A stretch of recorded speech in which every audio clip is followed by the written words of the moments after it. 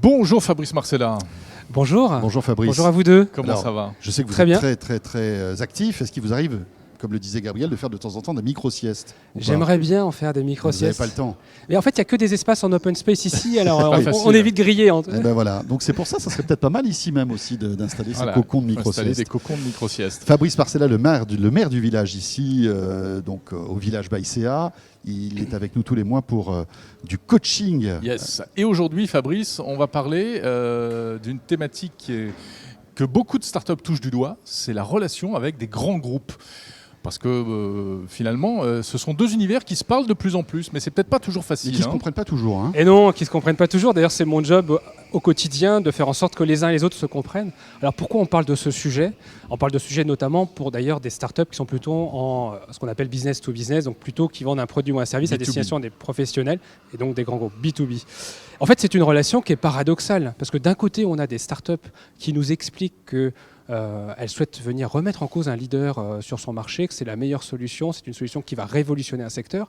Et en même temps, pour pouvoir se développer, elles nous disent aussi, ces startups, qu'elles souhaitent travailler avec des grands groupes. C'est Ça, c'est schizophrénique. C'est schizophrénique. Et de l'autre côté, moi, j'ai des grands groupes qui, ayant conscience de tout ça, acceptent l'idée de partager le gâteau et de travailler avec ces startups pour pouvoir eux-mêmes faire de l'innovation, être plus agiles. Donc, en fait, on est sur deux pôles qui, à la fois, s'attirent, mais en même temps se rejettent. Ouais. C'est ça la relation start-up-grand groupe Je au t'aime moi non quotidien. plus. Je t'aime moi non plus, c'est exactement C'est ça. ça. C'est comme si Uber avait besoin de taxi G7 pour pouvoir se développer et aller taper à la porte de taxi. Enfin, Oui. on verrait pas. C'est assez voilà. paradoxal. Alors, comment ça se passe? Est-ce Alors, que ça, Et donc, ce que nous faisons pas au quotidien chaque année, c'est on mesure la maturité de cette relation entre les uns et les autres, comment cette relation évolue dans le temps. Et donc c'est pour ça qu'on a sorti un baromètre qui mesure trois choses. La première, c'est la rapidité. Quand on parle de rapidité, c'est la rapidité de prise de décision.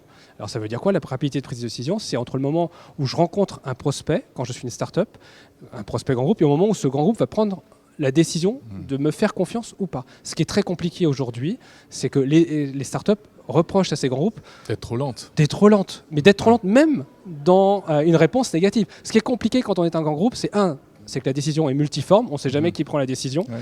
et deux, on ne sait pas dire non. Alors pourtant, c'est vital pour une start-up de savoir lui dire oui, mais aussi de lui savoir dire non pour qu'elle passe à autre chose. La deuxième chose sur la rapidité, c'est aussi la rapidité d'exécution. Ça veut dire quoi? C'est une fois que j'ai dit oui, combien de temps faut-il pour pouvoir mettre en place le produit ou le service que j'ai imaginé? Et là, cette fois-ci, c'est Ça les ira grands très groupes. vite, monsieur. 3 ans et demi.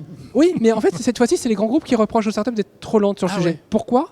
Parce qu'en fait, c'est le moment où le projet passe d'une direction de l'innovation à une direction métier. Et la direction métier aujourd'hui d'un grand groupe, finalement, on lui a expliqué depuis plusieurs années que c'était génial de bosser comme une start-up. Regardez, on va bosser avec un tel. Sauf qu'il n'en reste pas moins que lorsqu'il faut intégrer un projet dans un système d'information d'un grand groupe, ça prend un petit peu de temps. Donc il peut y avoir cette déception, en tout cas cette frustration d'un grand groupe vis-à-vis du délai d'exécution. Et enfin, il y a le délai de paiement. Et alors là, on a Sujet encore beaucoup de progrès à sensible. faire quand on est un grand groupe. Pour pouvoir raccourcir ces délais de paiement, les startups le reprochent encore aux grands groupes aujourd'hui. Malgré leurs efforts, il ne leur reste pas moins qu'aujourd'hui, c'est trop long. Et quand on est une startup, la trésorerie, c'est l'élément vital pour pouvoir accompagner la croissance de sa boîte. Beaucoup de startups ont fermé la boîte à cause de délais de paiement trop longs. Ça, c'était le premier grand critère, la rapidité. Le deuxième, c'est la simplicité. La simplicité en termes de communication entre les uns et les autres. Je pense que ça, c'est plus un sujet. Les uns et les autres arrivent à se comprendre et à mieux travailler ensemble. Le deuxième élément de la simplicité, c'était la clarté des objectifs de collaboration. Ça veut dire quoi? Pendant longtemps, les grands groupes ont fait travailler des startups en faisant ce qu'on appelle des proof of concept, des fameux POC, qui consistaient à faire quoi? Qui consistaient principalement pour un grand groupe d'apprendre à mieux travailler avec une startup, mais sans plus d'objectifs que ça. Ça veut dire quoi? Ça veut dire que je mettais un petit peu d'argent dans une startup pour pouvoir travailler avec elle. Montrez-nous de quoi vous êtes capable. Voilà, mais ça s'arrêtait là. Le POC, le proof of concept, était devenu une fin en soi. On s'était tous transformés en boîte à POC. Objectif aujourd'hui qui est complètement dépassé, les uns et les autres s'accordent à dire que le proof of concept est une étape nécessaire à l'industrialisation. C'est comment faire en sorte, cette fois-ci, de déployer une solution au plus grand nombre. Troisième point de la simplicité, c'est la partie contractuelle. Pendant longtemps, on a pensé que c'était compliqué avec les grands groupes de signer des contrats. Ces grands groupes ont fait des efforts. Sauf que les startups ont mûri aussi et elles-mêmes viennent entourées d'avocats en tout genre qui font bien leur job, mais qui ralentissent aussi, cette fois-ci, les délais contractuels. Donc ça ne vient pas uniquement des grands groupes. Les startups aussi peuvent être finalement des éléments, en tout cas des éléments perturbateurs, je ne sais pas, mais en tout cas qui ne permettent pas d'accélérer cette partie-là. Troisième élément, qui définissent cette relation entre start-up et grand groupe, après la rapidité et la simplicité, c'est la bienveillance les uns vis-à-vis des autres pour avoir une relation équilibrée. Les grands groupes revendiquent cette bienveillance. Rappelez-vous, il y a 5 à 10 ans, les grands groupes n'avaient pas le même regard porté sur une start-up. Ils cherchaient plutôt finalement à réintégrer cette start-up pour éventuellement l'absorber en interne. Aujourd'hui, un grand groupe accepte l'idée parce qu'elle risquait de faire concurrence. Parce que certains ne se sont pas priés de faire, notamment à la Silicon Valley. On a quelques exemples de ce type-là. Aujourd'hui, les grands groupes ont compris qu'ils avaient besoin des startups pour pouvoir être plus agiles, pour pouvoir innover, en tout cas pour pouvoir repenser leur manière de travailler. Et donc il y a cette bienveillance qui est affirmée et surtout qui est perçue aussi par les startups. Dernier point, on a posé la question aux uns et aux autres de savoir quels étaient les indicateurs de réussite d'une collaboration entre startups et grands groupes. Les startups nous disent que ce qu'elles recherchent avant tout, lorsqu'elles travaillent avec un grand groupe, c'est 1, du chiffre d'affaires, bien sûr. 2, une référence. C'est pas parce qu'on est une start-up qu'on a le plus beau produit au monde qu'on va réussir à rassurer des clients, des investisseurs ou des banquiers. Et le fait de pouvoir travailler avec un grand groupe qui vous a fait confiance, c'est une référence qui va vous permettre d'aller en décrocher d'autres. En quelque sorte, une publicité. C'est une forme de publicité, de caution, confiance, de caution. Et enfin, c'est de la visibilité aussi sur leur plan de production. De signer avec un grand groupe, c'est aussi de garantir finalement à long terme un chiffre d'affaires. Voilà. Quand on pose la question aux grands groupes, ils recherchent quoi ces grands groupes lorsqu'ils travaillent avec des startups?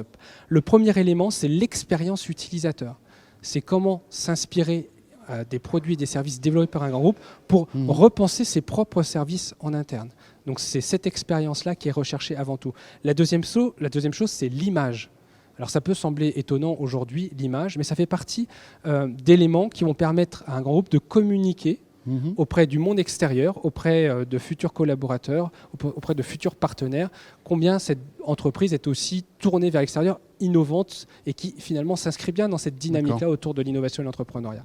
Et le troisième élément, c'est de faire aussi des proof of concept, cette fois-ci, on y revient, qui visent néanmoins à faire de l'industrialisation, mais qui, voilà, de ce rapport-là, c'est le test avant tout, l'appropriation de cette nouvelle technologie à intégrer dans un grand groupe. Voilà globalement ce que nous dit aujourd'hui ce baromètre de la relation start-up-grand groupe.